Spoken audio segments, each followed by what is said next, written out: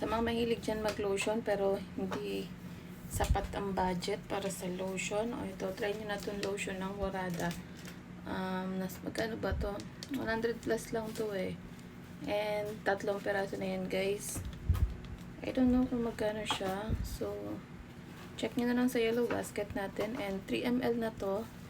And ganyan siya. And super amoy gatas na ito guys. So, yan. Ito. 3 yung kanyang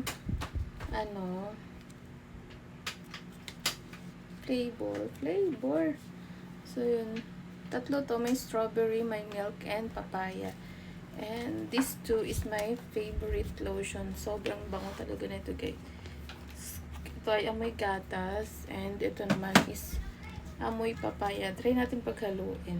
Nag-experiment. So, yan.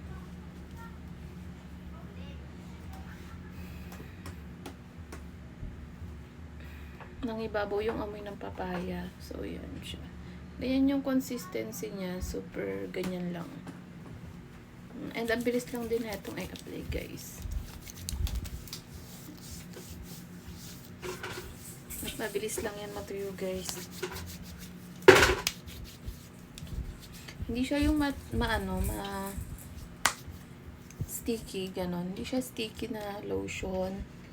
Tapos, hindi rin to yung lotion na pag nilagay mo is yung makate sa balat. So, hindi guys.